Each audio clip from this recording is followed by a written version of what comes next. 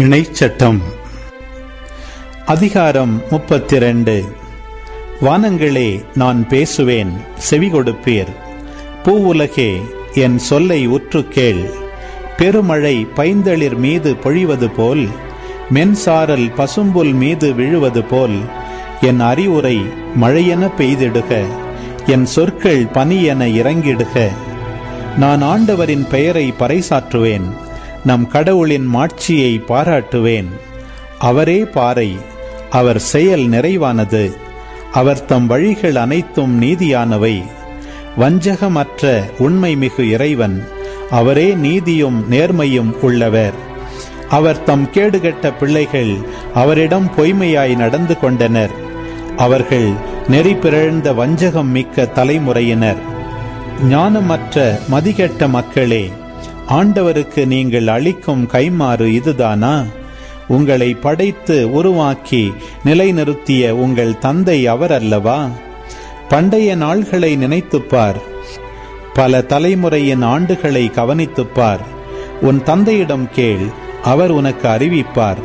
பெரியோரிடம் கேள், அவர்கள் உனக்கு சொல்வர். உன்னதமானவர் வெவ்வேறு இனங்களுக்கு உரிமை சொத்துக்களை பங்கிட்ட போது, ஆதாமின் பிள்ளைகளை அவர் பிரித்தபோது, இஸ்ரேல் மக்களின் எண்ணிக்கைக்கு ஏற்ப மக்களினங்களின் எல்லைகளையும் திட்டமிட்டார். ஆண்டவரின் பங்கு அவர் தம் மக்களே, அவரது உரிமை சொத்து யாக்கோபே. பாழ்வெளியில் அவர் அவனை கண்டார், வெறுமையான ஓலமிடும் பாலையில் அவனை கண்டார். அவர் அவனை பாதுகாத்து பேணினார், கண்ணின் மணி என அவனை காத்தருளினார். கழுகு தன் கூட்டின் மேல் அசைந்தாடி தன் குஞ்சுகளின் மேல் படர்ந்து அணைப்பது போலும், தன் சிறகுகளை விரித்து அவற்றை சுமந்து செல்வது போலும், அவற்றை தன் சிறகுகளில் சுமப்பது போல் ஆண்டவர் ஒருவரே அவனை வழிநடத்தினார். வேற்று தெய்வங்கள் அவனோடு இருந்ததில்லை. பூவுலகின் முகடுகளில் அவனை வாழச் செய்தார். வயல்வெளியின் விளைச்சலை அவன் உண்டான். கண்மலை தேனை அவன் சுவைத்தான். கற்பாறை எண்ணெயை பயன்படுத்தினான். பசுவின் வெண்ணெயையும் ஆட்டின் பாலையும், பாசானில் மேயும் செம்மறிக்கிடாய், வெள்ளாட்டுக்கிடாய் இவற்றின் கொழுப்பையும், கொழுமையான கோதுமையையும், இரத்தம் போன்ற முந்திரி சாற்றையும் அவர்கள் உண்ணும்படி ஆண்டவர் கொடுத்தார். ஆனால் கொழுத்த காளை மார்பிலை பாய்ந்தது. எசுரோன் கொழுத்து பருத்து முரடனானான். தன்னை படைத்த கடவுளை விட்டு அவன் விலகினான். தனது மீட்பின் பாறையை எள்ளி நகைத்தான். வேற்று தெய்வங்களால் அவருக்கு எரிச்சலூட்டினர், அருவருப்புகளால் அவருக்கு சினமூட்டினர். இறையல்லாத பேய்களுக்கு பலி செலுத்தினர். அவர்கள் அறியாத வேற்று தெய்வங்களுக்கு, நேற்று முளைத்த புதிய தெய்வங்களுக்கு, உங்கள் முன்னோர் அஞ்சாத அவற்றிற்கு பலியிட்டனர்.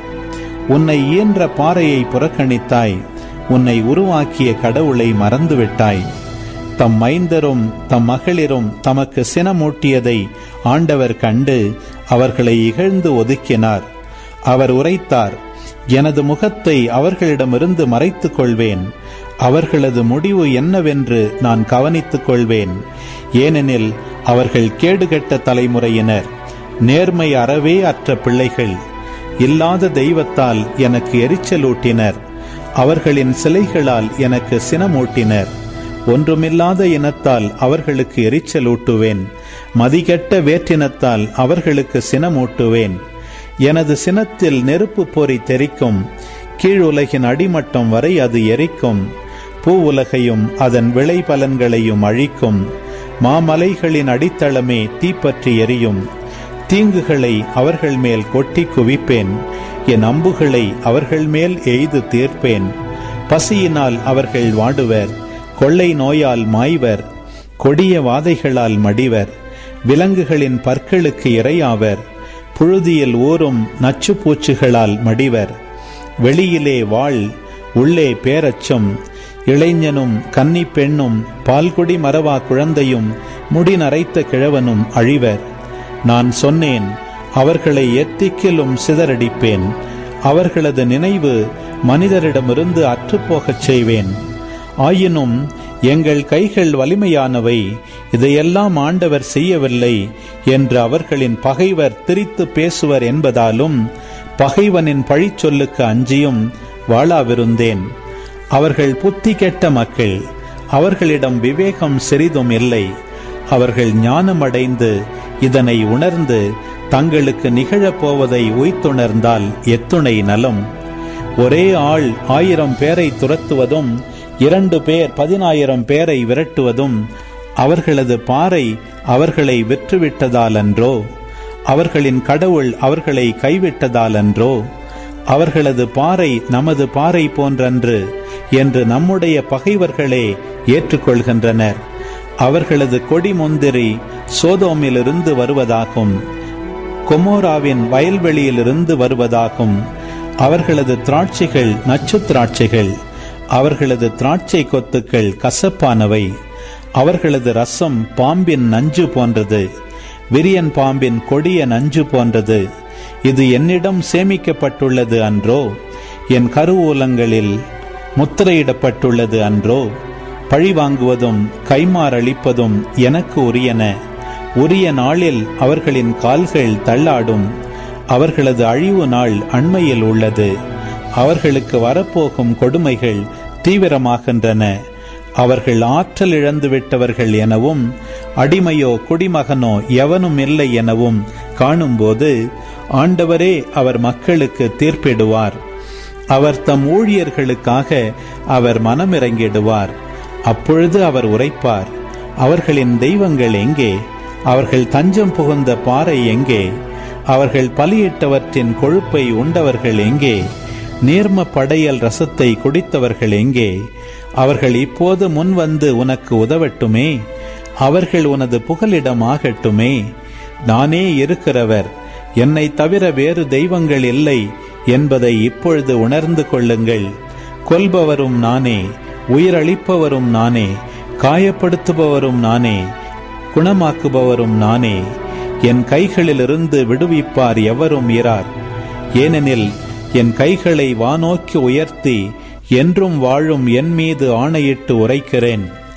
மின்னும் என் வாளை நான் தீட்டி நீதி தீர்ப்பை என் கையில் எடுக்கும்போது என் பகைவரை பழிவாங்கி என்னை பகைப்பவருக்கு பதிலடி கொடுப்பேன். கொலையுண்டோர் சிறைப்பட்டோரின் இரத்தத்திலும் நீள்முடி தலைவர் இரத்தத்திலும் என் அம்புகள் குடிக்கச் செய்வேன். என் வாள் சதையை உண்ணச் செய்வேன். வேற்றினங்களே, ஆண்டவரின் மக்களோடு மகிழுங்கள். அவர் தம் ஊழியரின் இரத்தத்திற்கு பழிவாங்கினார். அவர் தம் பகைவர்களுக்கு பதிலடி கொடுத்தார். தம் மக்களின் நாட்டை கரை நீக்கம் செய்தார். மோசேயும் நூனின் மகனான யோசுவாவும் வந்து இந்த பாடலின் வார்த்தைகளை மக்கள் கேட்குமாறு எடுத்துரைத்தார்கள். இந்த வார்த்தைகளை எல்லாம் இஸ்ரவேலுக்கு சொல்லி முடித்த பின் மோசே அவர்களுக்கு சொன்னது, உங்களுக்கு எதிரான சான்றாக நான் இன்று உரைத்த வார்த்தைகள் எல்லாவற்றையும் உங்கள் உள்ளத்தில் இருத்துங்கள். அப்போதுதான் இத்திருச்சட்டத்தின் வார்த்தைகள் அனைத்தையும் கருத்தாய் கடைபிடிக்குமாறு நீங்கள் உங்கள் மக்களுக்கு கட்டளையிடுவீர்கள். இத்திருச்சட்டத்தின் எவ்வார்த்தையும் வீணானதல்ல, அதுவே உங்களது வாழ்வு. யோர்தானை கடந்து நீங்கள் உடைமையாக்கிக் கொள்ளப் போகும் மண்ணில் இந்த வார்த்தைகளால் நீங்கள் நெடுநாள் வாழ்வீர்கள். அதே நாளில் ஆண்டவர் மோசேயுடன் பேசியது. மோவாபு நாட்டில் எரிகோவுக்கு எதிரேயுள்ள அபாரிம் மலையில் நெபோ என்னும் மலை மீது ஏறி கானான் நாட்டை பார். உன் மக்கள் இஸ்ரவேலுக்கு நான் உடைமையாக கொடுக்க போகும் நாடு அதுவே. உன் சகோதரன் ஆரோன் ஓர் என்னும் மலையில் இறந்து உன் மூதாதையருடன் சேர்த்து கொள்ளப்பட்டான். அதுபோல நீ ஏறி செல்லவிருக்கும் மலையில் நீயும் இறந்து உன் இனத்தாருடன் சேர்த்து கொள்ளப்படுவாய். ஏனெனில் சீன் என்னும் பாலை நிலத்தில் மெரிபத்து காதேசு எனும் நீர்ச்சுனைக்கு அருகில் இஸ்ரவேல் மக்கள் முன்னிலையில் எனக்கு துரோகம் செய்தாய்.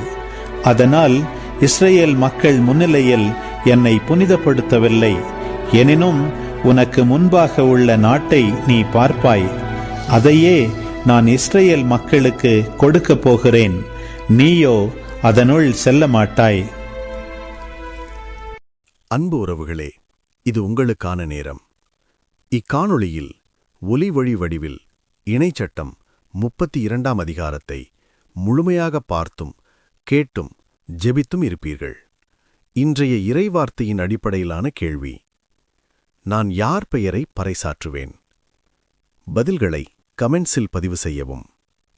இது போன்ற வீடியோக்களை தொடர்ந்து காண இந்த வலைதளத்தை சப்ஸ்கிரைப் செய்யவும். மேலும் லைக் கொடுத்து எங்களை ஊக்கப்படுத்தவும். இப்பதிவுகளை மற்றவரோடு பகிர்ந்து ஷேர் செய்து நாளும் திருவிவிலியத்தின் ஒரு அதிகாரத்தை வாசிக்கவும், கேட்கவும், பார்க்கவும் நீங்கள் உதவிடலாம். மீண்டும் அடுத்த காணொளியில் சந்திப்போம்.